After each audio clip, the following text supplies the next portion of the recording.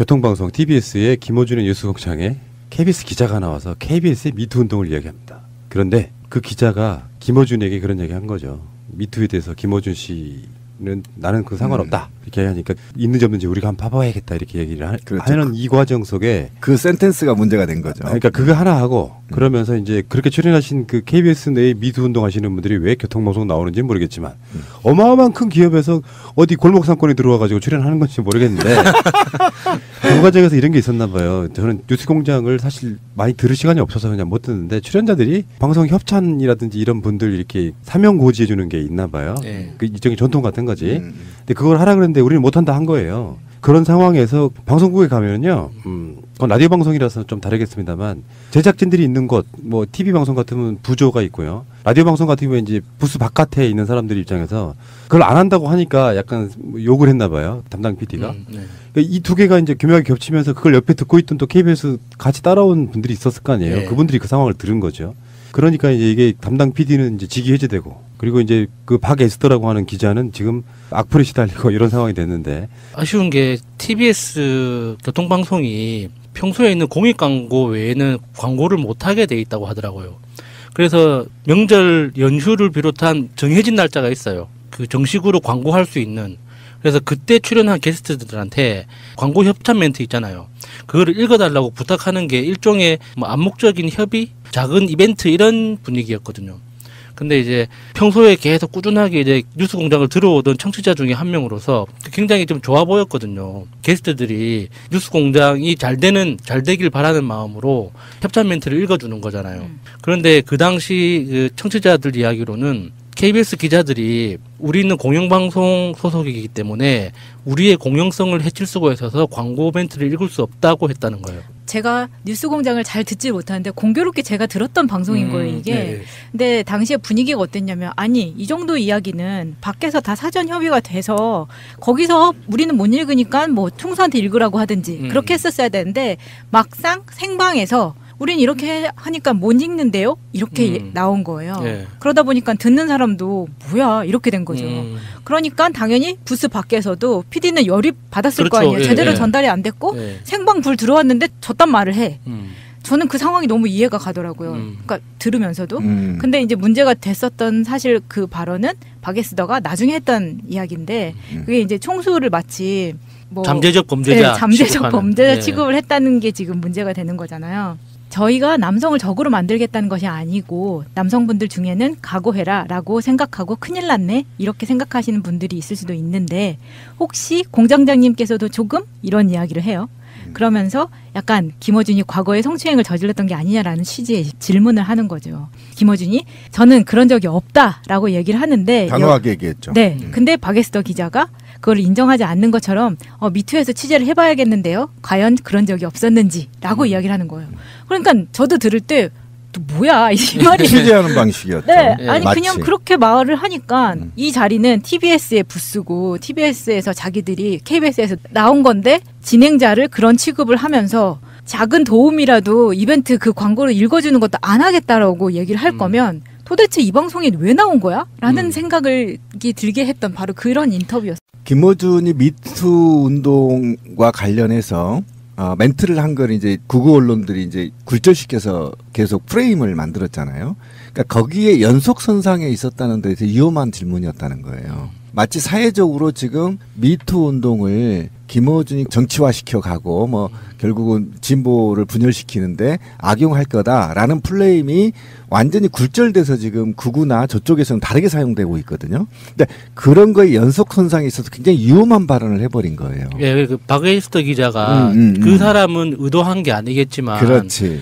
결과적으로 사람들한테 어떤 남녀 대립 구도를 상정시켜버린 거예요. 그렇죠. 원래 자기는 그냥 농담으로 이렇게 던진 이야기였는데 그게 사실 김어준 총수라는 이 사람이 우리 마음속에 있는 그러니까 일종의 부채의식이 조금씩 있잖아요. 낙검수로부터 시작한 그래서 지금 이명박이 구속 직전까지 오게 된 이런 낙검수 멤버들에 대해서 뭐 고마운 마음과 어떤 뭐라도 좀 지지하고 싶은 마음이 분명히 있는데 그거는 온데간데 없이 잠재적으로 너는 남자이기 때문에 문제가 있을 가능성이 있다라고 라는 이 뉘앙스를 꺼내버리는 순간 박에스터 기자의 의도와는 상관없이 미투 운동을 남성 대 여성의 구도로 만들어버린 거예요. 그러니까 듣는 사람은 본능적으로 불쾌한 거지. 그러니까 그게 듣는 네, 사람이 그렇죠. 남자든 여자든지 맞아. 미투의 본질하고 아무 상관이 없으니까. 제가 정리 한번 해볼게요. 제 입장에서. 첫 번째, KBS PD는 사실 TBS가 되게 우스울 정도로 규모가 완전 비교가 돼요. KBS 기자 입장에서 보면. 시설 규모를 말하는 그런데 거죠. 지금 방송 민주화가 되고 그러면서 이제 다른 방송에 출연하고 이렇긴 한데 자기네들은 그런 약자에 대한 걸 다룰지를 못해 아직까지도. 못했죠, 아직도. 그러니까 정말 군소 방송, 교통 방송이에요. 서울시에서만 나가는 서울에서만 나가는 교통 방송이에요. 일종의 거만함일 수도 있어요.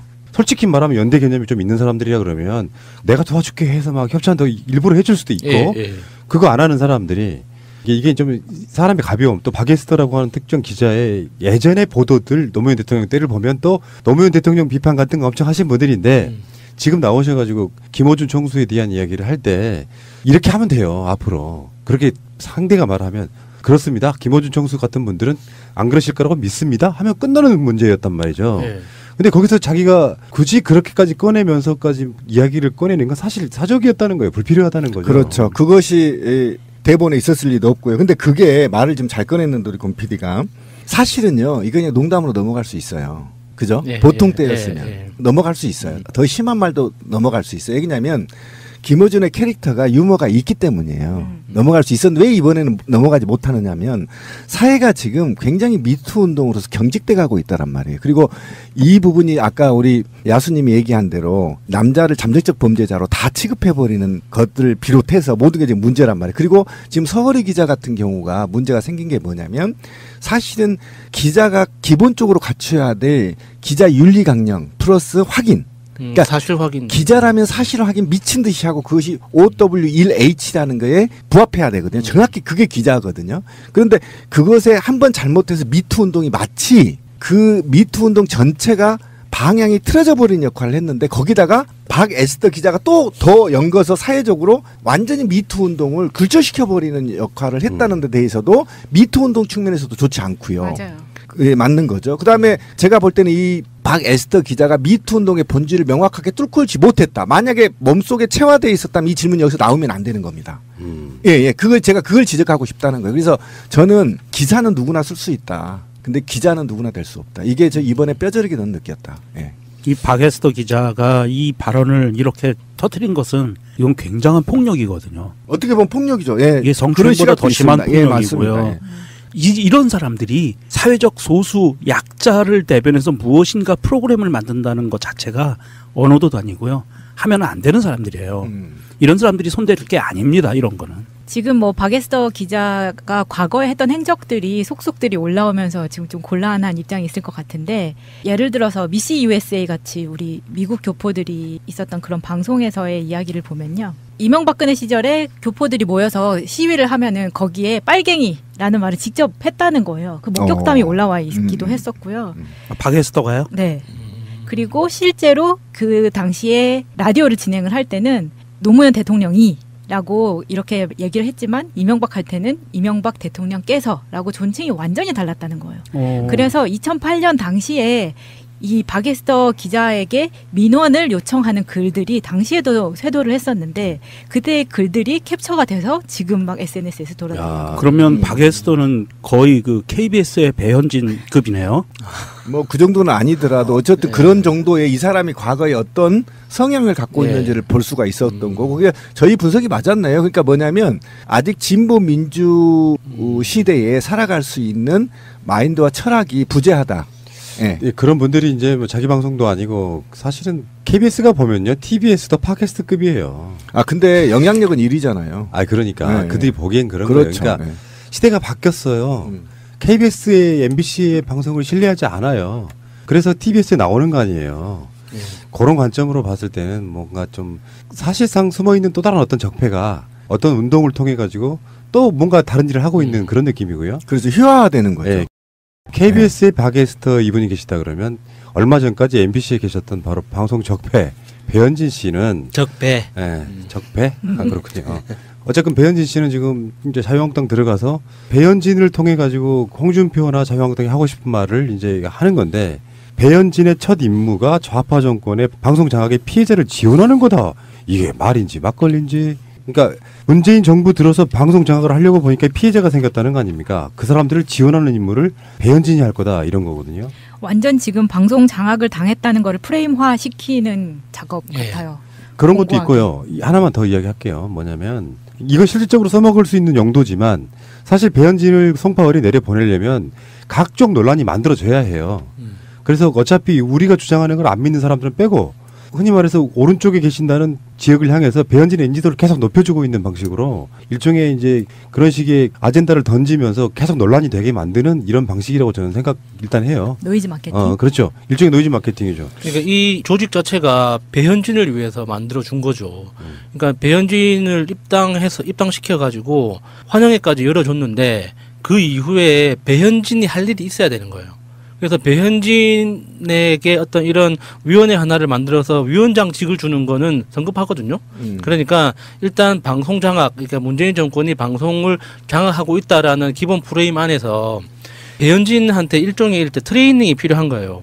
이 사람이 정치 활동을 한 번도 안 해봤기 때문에 실제로 정치 활동이 이런 거다. 그래서 이런 식으로 노출이 되고 이 당원들하고는 이런 식으로 협조를 해서 당무 활동이라는 게 이루어진다라는 걸 훈련을 시켜야지 실제로 선거에 나갔을 때 써먹을 수가 있는 거죠. 그러니까 내일의 정미용을 키우고 있는 겁니다. 아우. 네, 맞습니다. 예. 자, 근데 여기서 지금 자유한국당이 이 좌파 정권 방송 장악 피해자 지원 특위를 구성하면서 내놨던 말이 완전 코미디예요. 전 이인호 KBS 이사장, 고영주 방송문화진흥회 이사장, 강규형 KBS 이사 등 문재인 정권 언론노조 피해자를 지원하고 방송계 미투 피해자 등을 지원하기로 한다. 그러니까 지금 여기에 고영주, 이인호, 강규영 이런 사람들이 문재인 정권 언론노조 피해자예요.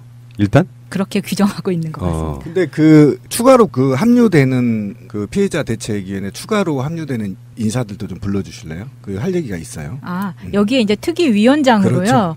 서울신문 기자 출신의 박대출 의원. 이분은 이제 은행에 가면은 대출 잘 나온다는 거예요. 네, 그거 그냥 있죠. 막 나온다는 거예요. 네. 막 대출. 네.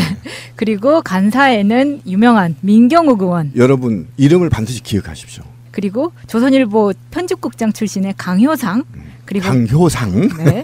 그리고 김진태, 전희경 네, 의원이 그렇죠. 위원이죠. 아, 진상들만 모아놓는. 자 이제 이 이름을 기억하셔야 돼요. 박대출, 민경욱, 강효상, 김진태, 전희경. 친박이요? 그렇죠.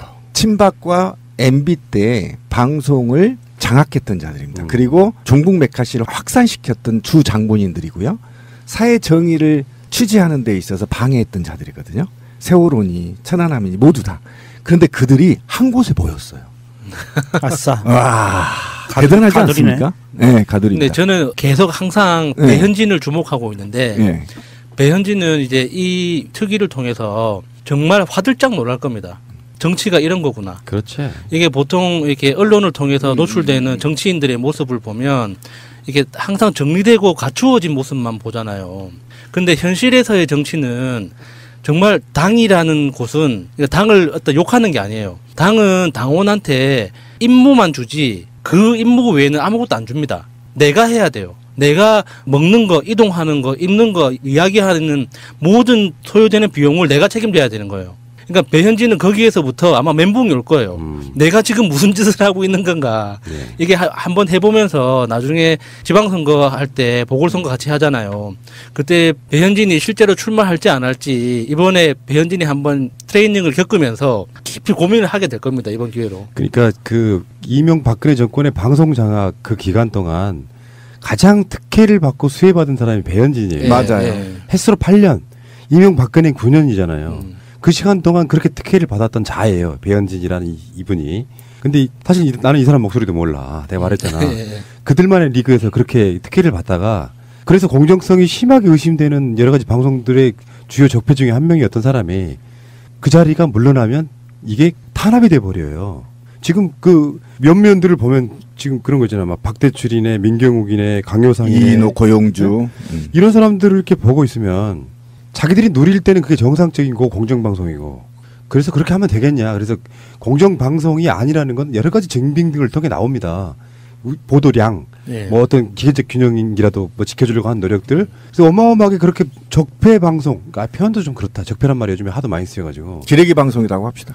말도 안 되는 보도를 했던 그 장본인들이 정권 밖에서 그 자리를 내려놓으면 나는 이명박과 똑같은 구조예요. 그동안 정말로 죄송하게 생각한다. 어쩔 수 없었다. 조직원으로서 이렇게 내려놓고 자기 반성을 하기 시작하면요. 배현진도 또 다른 어떤 직책이 생길 거예요. 네. 맞아요. 근데 그렇게 황제처럼 굴었던 바로 이분께서 자유한국당 들어가가지고 언론 탄압 받았다고 말을 하면 누가 믿겠냐고.